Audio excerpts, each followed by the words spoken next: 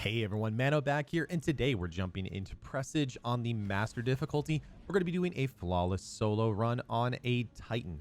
My previous video on this used a lot of weapons that might be unattainable for some folks who aren't used to raiding, so I'm doing this with a very obtainable loadout. I'm going to be using a Truth Teller grenade launcher, the Lament Solar Sword, as well as a kinetic SMG. There's lots of different choices that you can use here, but I'm actually using the Cold Front SMG from the Dawning. But again, there's lots of different choices. I just picked it because I had a good roll on it.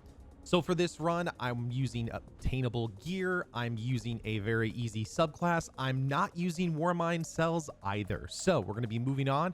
I'm going to walk through the entire puzzle so you know how to do this solo, flawless, and on the Master difficulty. If you do complete it on the Master difficulty flawlessly, you will get an emblem for it, but you don't need to do it solo. However, the tips for this are very similar whether you're running solo or with a group.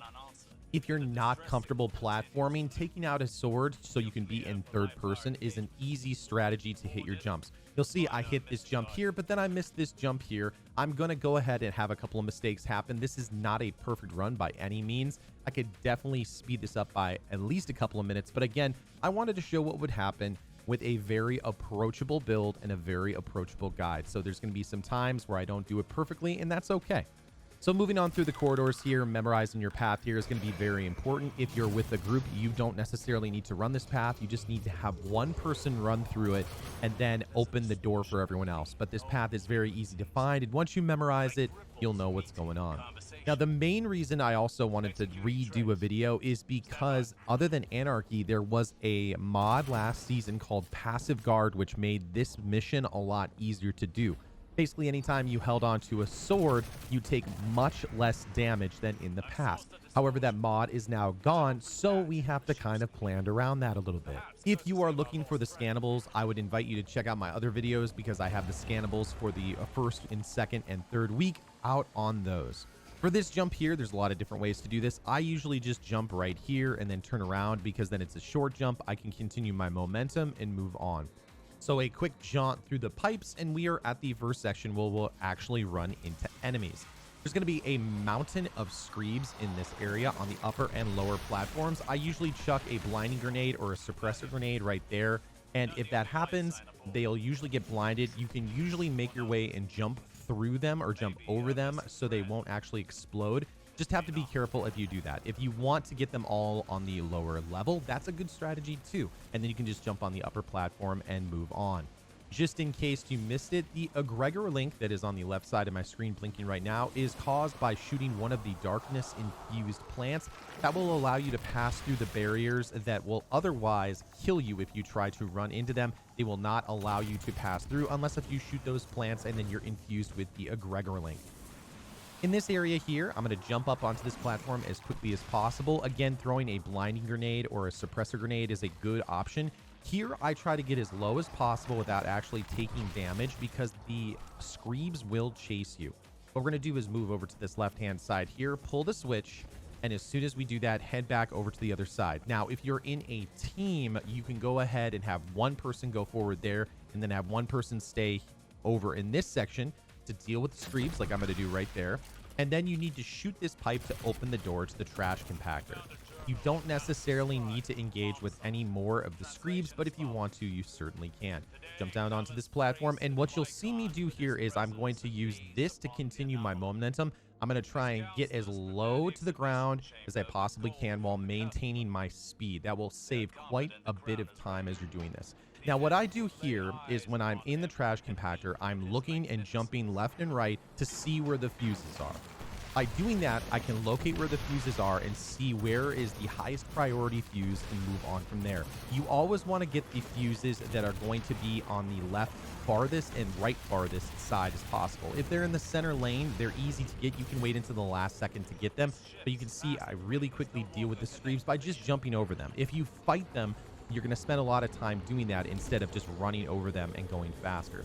Now, in this room, this is the first room where I would consider there'd be significant danger of wiping. There's a lot of voided, shielded enemies here, as well as snipers that can kill you in one shot.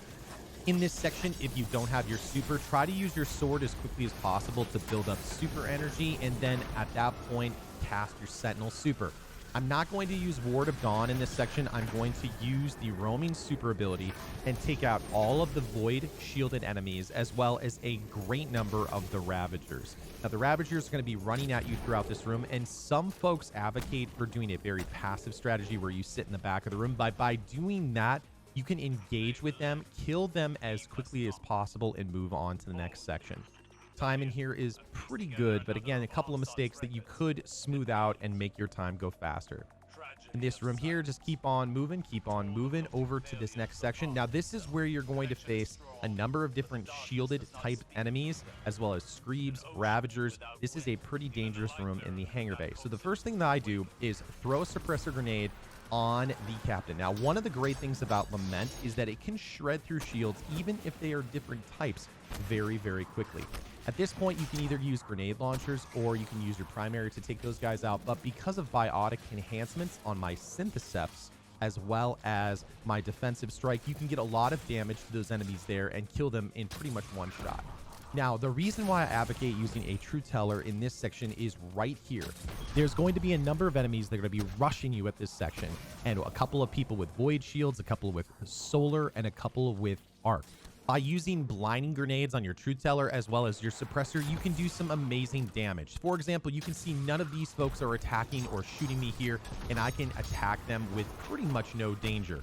Once I kill the 3 shielded enemies, the rest of the adds are going to spawn. That's going to be 2 large abominations. Those are Screeb creatures that are large, gigantic, very dangerous enemies, as well as Ravagers, as well as Screebs will start to spawn at this point. My basic strategy is to try and group up as many of these Ravagers as possible and kill them in large groups. The reason I'm using the True Teller is you will see if I'm able to hit my shots, I'll be able to blind them, and then I'll also be able to kill them before they have an opportunity to kill me. See how they're just standing there? There's really no danger to me except if I continue to miss my shots, but you can always just take out your sword and start to slay them. You will need to be careful of any Screebs that are running at you, but again, using True Teller with blinding grenades is great for this section. If you have another blinding grenade launcher, say for example, the Empty Vessel, that is totally okay too. You have to use whatever you feel works for your character, but in general, that is what I use. Now, what I did was lure the corrupted abomination over to that middle area where I wouldn't be taking fire from the other group of enemies. By doing this, I can make sure that I stay safe, and if I need to get out of the situation, I can do that. You can see I ran away for a second to reload. I blinded the abomination, did some damage, and I'm going to try and get him to the ability to finish him. As soon as I finish one of the abominations, there will be a number of adds that will spawn up again, and you rinse and repeat the process. There will be a number of different enemies up on top. The Screebs will be coming at you. And again, you repeat the process. Blind the enemies. You can use defensive strike. You can see I've got an overshield now because of that. And here are all the Ravagers. I can start to blind them, get them in a big group, and knock them out. You will need to watch out for any Screebs. I usually have my sound up pretty high as I'm doing this because I can listen for the Screebs as they're rushing for me.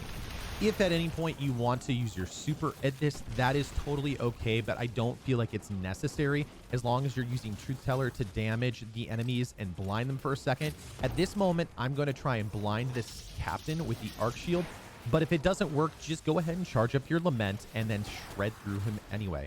At this point, I'm going to take out these enemies here. Again, you can see they're blinded, and I can just punch them, save some ammunition, and move on. Now, at this point, I rinse and repeat. I'm going to go after the next abomination at this section. The advantage of doing that is by blinding them, I'm able to take care of the other shielded enemy and then also do some damage to the corrupted abomination. At this point, you're just rotating around the room and taking care of the other adds. Nothing big here, but you'll want to make sure you continue to blind them with the True Teller or the grenade launcher. At this point, you can see I'm just taking out the abomination. There's no other enemies I have to worry about. Get him to the finishing level, give him a finish, and you're done. As soon as you see the objective completed, start to move in this position. You can also see that I wasn't at the back of the room. I was watching to see if there were any ammo drops that would help me out later on, but I have about enough ammunition I'm going to need for the next part of the mission. The next sections are just a few enemies, a few egregor link plants, and things like that, but there are some moments you need to watch out for. The next section is a nice reprieve, but it's a good opportunity to make sure that you have all your weapons armed and ready. Hit this switch here and it will open up the section for the egregor link plant. Save some ammunition by giving a quick punch if you want to save some time as well. Move on over through this door and you'll be able to move through the barrier very easily.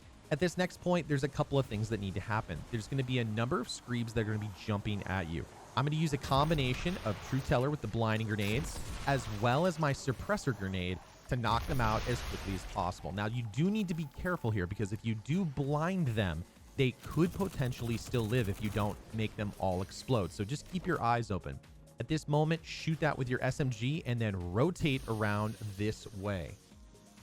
As soon as you open up that switch, you can go ahead and punch that and move on. The next section is a little bit tricky because there's going to be some more of those void snipers. So at this section, this is usually where I use my super to plow through the enemies very quickly. You can go through this section and not use a super, but at the same time, you have to gauge where you're at. I like using my super here because a lot of these guys will actually be defended. They might be blinded by using True Teller, but these void shielded enemies on an upper area, they're kind of annoying to deal with. And also the addition of the screebs chasing you through the room, it's a little tough. Hit the switch here and then there will be a door that opens. There is a turret inside here. You can see I actually blind him with that nade at that moment. You could deal with this guy a little bit faster and just shoot him with a grenade, but again, I'm trying to make sure that I don't accidentally kill myself, but we're moving on. In the next section, I don't engage with any of the enemies. I literally try to run through as quickly as possible. As you come down to this platform, look for the area next to the canisters. It's going to be the door to the right of the canisters. As soon as you go through there, go ahead and hit the plant with the egregor link. And at this moment, I'm not engaging with any enemies. I've memorized the path. I'm running. I'm jumping over that screeb so I can make sure that I maintain my egregor link and moving on. As soon as you jump over one of those screebs, that is when they will actually explode. They won't chase you down. There's a certain proximity that they'll actually explode. It's a really easy strategy to do. Now, at this point, this is a good opportunity if you have your super to slay a lot of these enemies, but I always start with blinding them with the True Teller very easily. You'll see that they'll start to rush you. I stay in this section, in this lane, because they will all rush at you here. If you go to the far right section, they'll start to split and come behind you. So staying in this lane does make things go a lot easier. At this point, once I get most of the screebs down, I make sure that these abominations are blinded, and then I use my sword ammo here to do as much damage as possible. You'll be getting a flag before you go into the boss room, so your ammo capacity here is not important. Open the switch, shoot the fuse, and move on back to the room with the egregor link. Now, the next section you can speed through a little bit faster if you are able to hit all the doors and all the switches very quickly, but I'm going to take my time and be a little bit more cautious here just to show what I think that most people should do. Run through this barrier here, and then you're in this small platforming area. At this point, I'm going to look to the left-hand side, and there's going to be an enemy up on this platform. You've got to be careful because sometimes that enemy will knock you off the ledge if you're approaching it. I'm not going to go and engage with the enemies that are up there.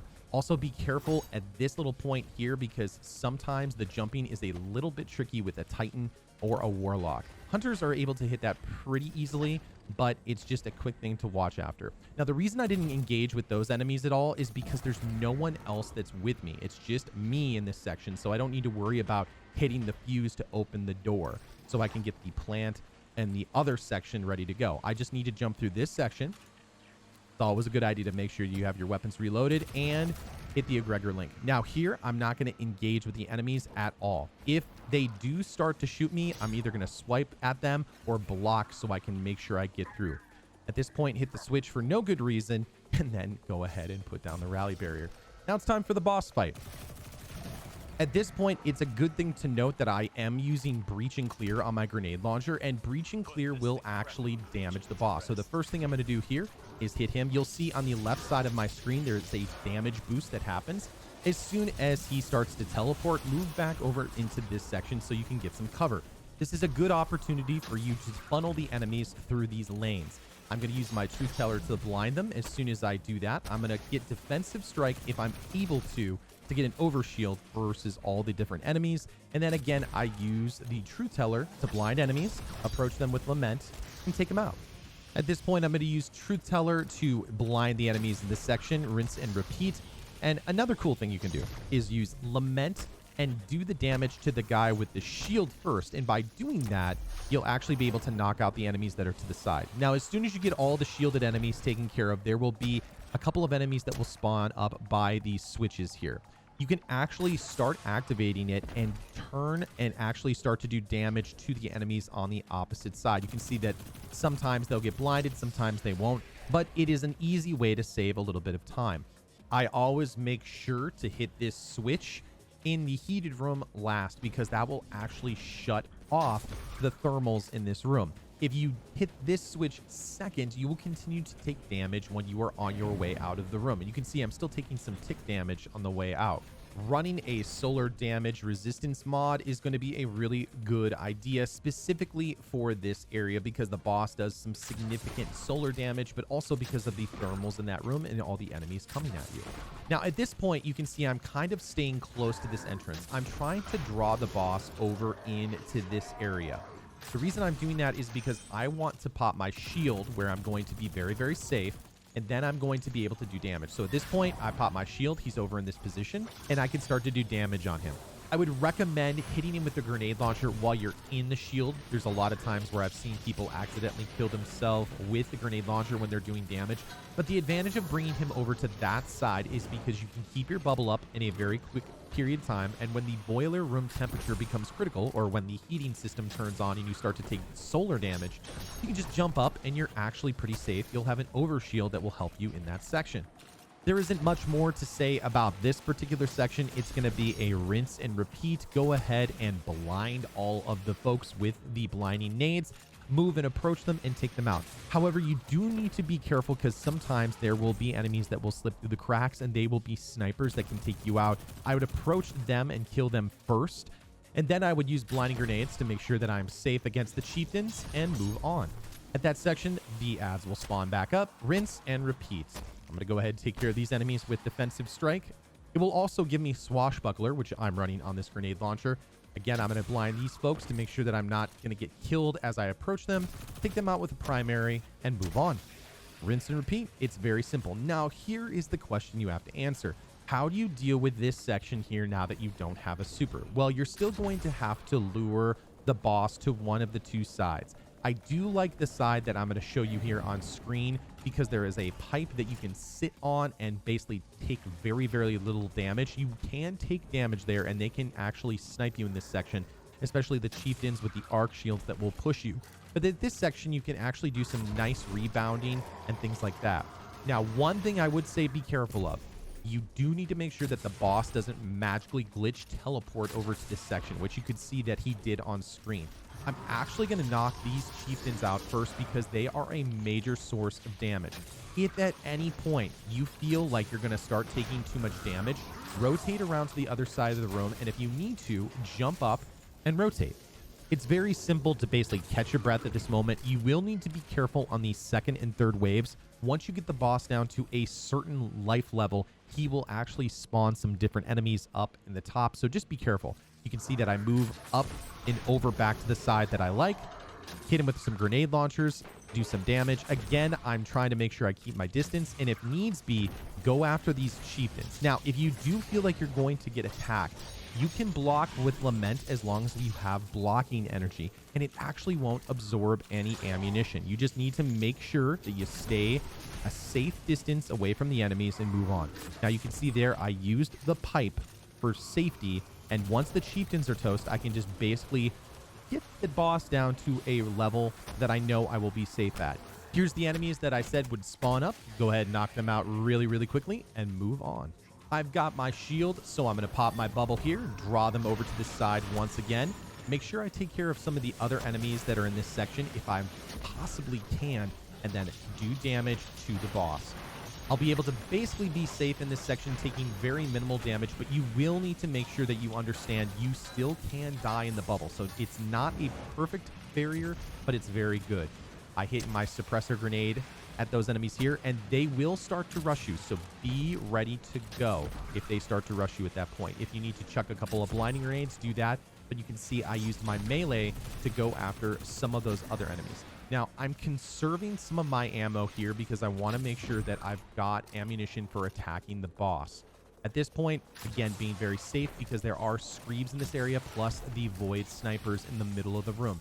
Take a little time, make sure that they're blinded, and then go after the chieftains. Luckily, I get an ammo drop there. Having sword ammo finder is also a very good choice on your helmet when you're running this, and that way you can make sure you find some heavy ammunition as you go through this room. Now, at this section, I'm again being very careful. See, I moved up into this hiding section because a couple of those void snipers are still up. I knock out these enemies here. As soon as I need to, I pull all the Ravagers that are going to rush me on the third wave into this room here, knock them out. Now, you can use sword ammunition if you'd like, but I'm also trying to build up super energy. Get out of those solar flames as soon as possible, and if you need to, you can ring around the rosy around the pillars where the switches are, and you can stay alive that way. Just make sure you have an escape plan when you're running this. There's the snipers taken care of, and the rest of the ads spawn up. There is a mod this season that you can run called Ashes to Asset, which also goes on your helmet, and that will help you get super energy while you are running, and you will be good to go. If you can master work your weapons as well, anytime you get multiple enemies killed, they will generate orbs of power when you get those kills. You can see I generated an orb of power from killing those enemies with my SMG. And we're good to go. We're almost at our super. And at this point, again, I'm going to just play it very safe. I've got 4 minutes and 20 seconds on the clock. And all I need to do is get my super, stay alive, and wreck the boss. At this point, I'm just going to bait the boss over into this section, possibly with the other chieftains that are going to be trying to rush me. A cool thing you can do with the grenade launcher is also do some of those ricochet shots. At this point, I'm going to make sure that these enemies are dead, so that I can make sure that I stay alive. These chieftains are much more of a source of danger than you can think, but they'll also help me generate super energy so that I'm ready to go. I'm almost at the super energy necessary to kill the boss. I was hoping to do a little bit more damage to the boss so he will spawn up some of the enemies on top, but I can basically just wait until I've got my shield. This is totally a fine strategy to do. He's just going to sit there now that the chieftains are toast. I pop the bubble here. He'll rush me. Once I start to aggro him, I hit him with the grenade launcher to get the damage boost, hit him with lament, and just start to shred him. Now, be careful if you step outside the bubble. If you need to refresh your shield, just move inside and out of the bubble so you stay alive. You can die after the boss is dead. So you'll notice I'm rotating, going back in the bubble, moving on, making sure that even though these Ravagers are doing damage, I'm always making sure that I'm safe. And that's the run, everybody. Thanks so much for watching. If you did like something in this video, a positive rating is greatly appreciated. Hit that subscribe button for more Destiny 2 content, and leave a comment down below. This is definitely not the fastest way you can do this. You can definitely utilize Warmind Cells. You can definitely utilize a couple of other tools like Blade Barrage or Warlock Devour Nades or things like that. There's a lot of different ways to approach this. Having your own system to do this is going to be a very nice thing to do. If you're struggling with this, come on over to twitch.tv/manodestra. We have a ton of fun helping people out with raids, exotic missions, and other PvE activities. We also hop into some PvP as well. We have a growing Destiny community Discord, which can be found in the links down below. So make sure you join up over there. Make sure that you get updates on the stream as well as Destiny. Make sure you follow me over at Twitter at @themanodestra, and we'll get you set up over on Twitter. I'm going to show you my loadout here in just a second and go over what I'm using. A Code of the Protector Sentinel Titan with a suppressor grenade. I'm using an SMG in the kinetic slot. It can be whatever you want, but I'm using a blinding grenade Truth Teller with Lament. After that point, you can use pretty much whatever you want, but I really highly recommend that you're using Synthoceps to make sure that you have increased melee damage, as well as Breach and Clear on your Titan mark. You can unlock that through the seasonal artifact, and you'll be good to go. Good hunting, Guardians. I will see you next time in the universe of Destiny.